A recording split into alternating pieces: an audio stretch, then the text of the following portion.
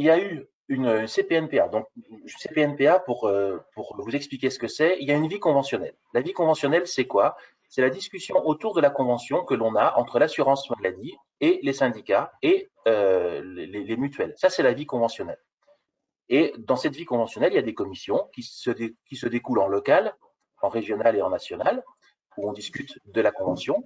Et puis, autour de ces grandes commissions, il y a des commissions qui vont définir de l'évolution du métier ou des évolutions techniques. C'est ce qu'on appelle les commissions, les CPN-PA. Et c'est dans ces commissions-là que l'on va définir les objectifs que l'on veut pour faire l'évolution du métier. Donc, vous savez que nous, à l'USPO, alors déjà, on est très attaché à la vie conventionnelle. C'est grâce à cette vie-là que l'on peut faire évoluer le métier. Et jamais la vie conventionnelle n'a autant bougé, n'a autant été rapide que depuis que l'USPO a pris les rênes de la vie conventionnelle il y a de ça 3 ans, 4 ans. Donc, la CPNPA a défini plusieurs axes qui étaient importants à matérialiser et à définir de façon rapide. Premièrement, le dépistage du cancer colorectal. Donc, c'est une incitation que vont avoir les pharmaciens à remettre les kits pour inciter les patients à faire ce dépistage du cancer colorectal, à l'image de l'expérimentation qui a été faite en Corse. Et notre confrère de Corse était présent et a expliqué comment ça s'était passé.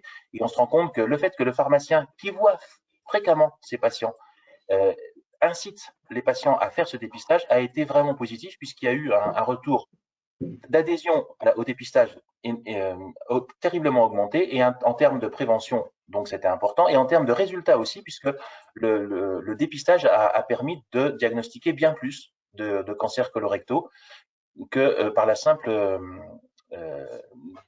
le simple fait de donner au médecin. On était cette semaine avec Gilles et Marie-Josée et Bénédicte dans un colloque sur le cancer, où une association de patients a dit, mais avant même que l'on ait à parler, une association a dit, mais pourquoi le pharmacien ne le fait pas?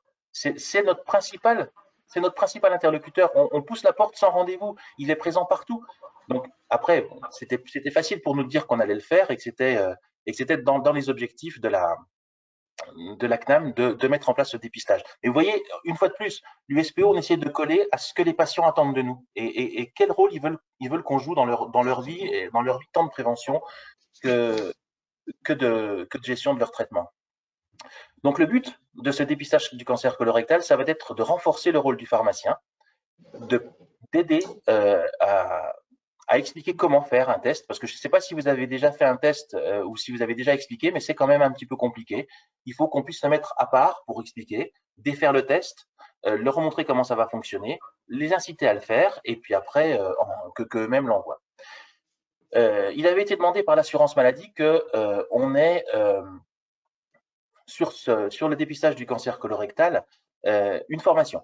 Donc on leur a dit, attendez, vous n'allez pas nous mettre une formation obligatoire en présentiel ou en distanciel et où non, il n'est pas question, on sait faire. Maintenant que l'on ait les éléments pour montrer comment on incite et montrer quels sont les avantages de faire ce dépistage et comment le faire, ça oui, mais c'est plutôt une information qu'une formation. Donc ils en ont, voilà. Ils ont accepté ça. Et c'est quand même plus intéressant que ce soit le pharmacien qui soit proche des patients qui le fasse, plutôt que ce soit la Poste ou la Croix-Rouge qui l'envoie de façon systématisée, qui ne sert à rien puisque ça part à la poubelle généralement en même temps que ce soit envoyé. D'autre part, à la CPNPA, on avait un troisième point, donc c'était le pharmacien correspondant. Et puis la dernière chose, c'est la dispensation à domicile. Dispensation à domicile. Voilà. Donc la dispensation à domicile, vous savez que c'est quelque chose qu'on réclame depuis très longtemps à l'USPO. Et ça y est, je pense qu'on va toucher du doigt le fait que ce soit réalisé. On en parlera, je pense, à la prochaine commission paritaire nationale qui a lieu cette semaine. Et l'assurance maladie nous a dit, OK, nous on veut bien, mais l'acte de dispensation est déjà payé dans le fait de donner l'ordonnance. Donc nous, on ne veut payer que le fait de porter les médicaments et d'emmener le médicament chez le patient. On a dit, nous, ça nous convient très bien. Ça s'appelle la dispensation à domicile, certes, mais l'acte de dispensation est déjà fait. Nous, on veut pouvoir avoir un forfait pour emmener chez le patient. L'assurance maladie nous a dit, oui, on va vous payer sous forme de ROSP. On a dit, non, la ROSP, c'est fini, c'est pas une ROSP, c'est un acte. Chaque fois que l'on se déplace, on emmène. Et chaque fois que l'on emmène, on est payé.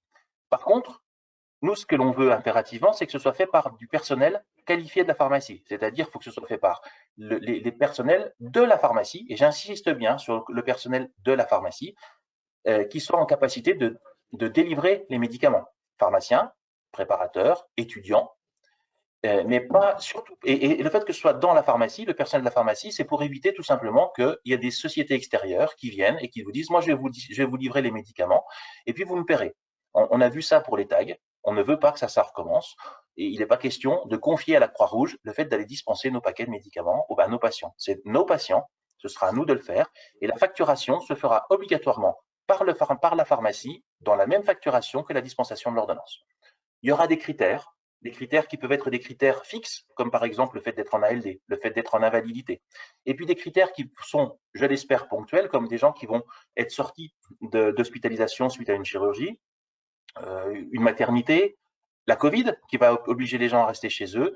Tout ça, c'est ponctuel, mais c'est nécessaire qu'à un moment donné de leur vie, à un moment donné où il y a une fragilité, le pharmacien se déplace au domicile des patients pour dispenser. Donc ça c'est le retour de la CPNPA. Il y a eu ces deux points-là, ces trois points-là avec le pharmacien correspondant, mais qui depuis est sorti. Et puis les autres points qui sont à l'ordre du jour des prochaines commissions paritaires et que nous devons discuter, c'est le tabac, la prise en charge des patients qui désirent arrêter de fumer. Aujourd'hui, le seul professionnel de santé qui soit incapable de faire prendre en charge des substituts nicotiniques, c'est le pharmacien. On sait tous comment ça se passe. On reçoit nos patients, on discute, on fait un test, on en fait un second pour voir la dépendance qu'ils ont. Et quand on leur dit, ben voilà, moi je vous conseille telle ou telle chose, tel ou tel médicament, quand ils me disent, comment je fais pour qu'il soit prescrit, ben, allez voir votre dentiste, lui il peut vous prescrire. Allez voir votre infirmier, votre kiné, il peut vous prescrire. Moi je peux pas. Ben, 9 fois sur 10, ils ressortent, ils vont à gauche ou à droite, ils vont au tabac et c'est reparti. C'est pas bien. Par contre, il faut pas que le fait de pousser la porte de la pharmacie soit un permis à remboursement. Nous, ce qu'on a demandé, c'est que ce soit pris en charge dans le cadre d'un accompagnement. L'HAS a été clair. Quand il y a un accompagnement d'un patient dans le cadre d'un arrêt du tabac, le fait que le professionnel de santé s'implique dans l'accompagnement fait qu'il y a une adhésion beaucoup plus importante du patient et que l'arrêt du tabac est beaucoup plus fréquent et beaucoup plus durable. Donc, dans le cadre d'un accompagnement, le pharmacien va suivre son patient et si au cours de ce suivi, il a besoin de substituts nicotiniques, le pharmacien doit être en capacité de faire prendre en charge ces substituts nicotiniques. Donc ça fait partie des points qui vont être à discuter avec l'assurance maladie. Le dernier point, qui sera sûrement un peu plus tard, sera l'accompagnement des patients diabétiques.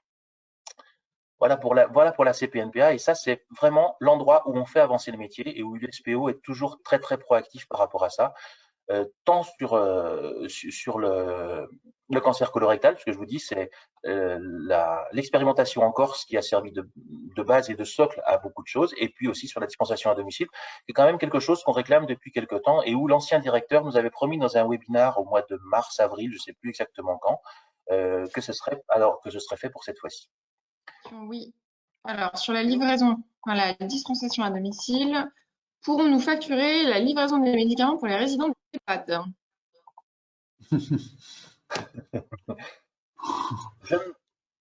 Je ne pense pas.